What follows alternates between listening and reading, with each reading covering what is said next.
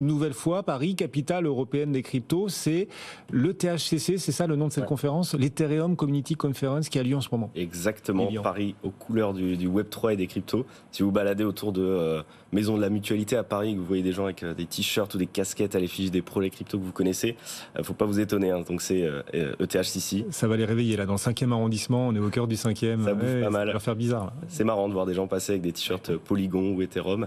Donc c'est la 6e édition de cet événement qui est l'un des plus gros événements crypto en Europe et dans le monde. C'est une semaine de conférences dédiées à Ethereum et à tout son écosystème. Il y a plein de projets qui sont présents, des projets qu'on connaît très bien, dont on entend beaucoup parler, Polygon, Starkware pour Starknet, des protocoles de DeFi, Lido par exemple, on a AAVE aussi. Et on a beaucoup de beaux mondes qui se sont succédés aussi d'ailleurs sur les stages depuis hier. C'est-à-dire que les stars mondiales de l'écosystème crypto sont à Paris. On a des grosses stars. On a Stani Kuleshov qui est fondateur de AAVE. On a Tim Beko qui est un développeur très suivi sur Ethereum. Et puis on a eu aussi ce midi qui est passé Vitalik Buterin, forcément fondateur d'Ethereum, qui a fait beaucoup de bruit, qui a rempli la salle et beaucoup de monde. Donc une conférence très intéressante. C'est aussi l'occasion pour les projets de parler de leur actualité, de donner des nouveautés, comme dans beaucoup de conférences de toute manière. Je vous invite d'ailleurs à suivre ETHCC sur leurs réseaux sociaux. Ils partagent beaucoup toutes ces actualités-là. Il y a beaucoup de nouveautés qui sont partagées. Il y en aura d'autres encore jusqu'à la fin de la semaine. Donc je vous invite à le faire. Ce que je trouve intéressant, comme vous disiez Guillaume, c'est le fait que Paris soit vraiment l'une des villes principales du Web3 et des cryptos. Et de voir aussi que malgré le bear market, on a toujours des gens qui s'intéressent à l'écosystème. Il suffisait de venir hier matin à 9h devant l'événement. Il y avait 150-200 personnes qui faisaient la queue pour récupérer leurs billets. Et donc c'est vrai que ça fait du bien de voir ça, alors que le bear market nous atteint depuis plus d'1 an maintenant. Et vous citiez AAVE, on va en reparler dans un instant, puisque AAVE lance son stablecoin. Vous nous direz ce que ça pourrait changer pour la finance décentralisée. Juste avant, Yves, est-ce que vous continuez à penser que le Bitcoin est probablement l'un des actifs, voire l'actif le plus diversifiant au monde pour les investisseurs ? Oui.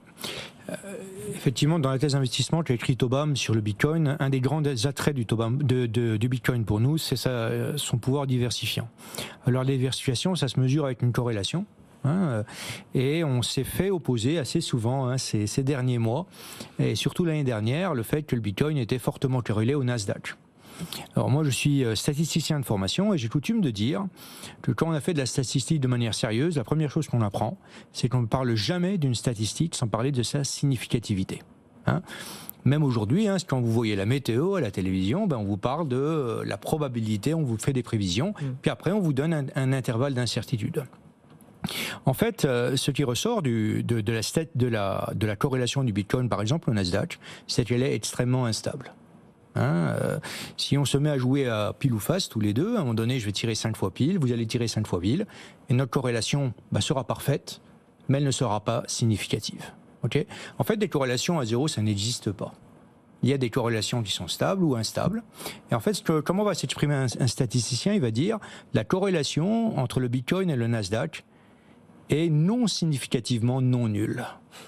Et ça, c'est la manière scientifique de s'exprimer sur la corrélation. Et effectivement, on va avoir une corrélation qui, aujourd'hui, la corrélation 2 mois, sur 2 mois, entre le Nasdaq et le Bitcoin, elle est d'à peu près moins 20%. Donc vous voyez qu'on a une corrélation qui est non significative. Et donc, effectivement, combiner le Bitcoin avec d'autres actifs, dont le Bitcoin, dont le Nasdaq, c'est accroître la diversification de son portefeuille. D'accord, mais si je vous dis qu'à d'autres périodes, on a vu une corrélation, vous me répondez quoi, là, en l'occurrence ? On a vu une corrélation qui voulait rien dire.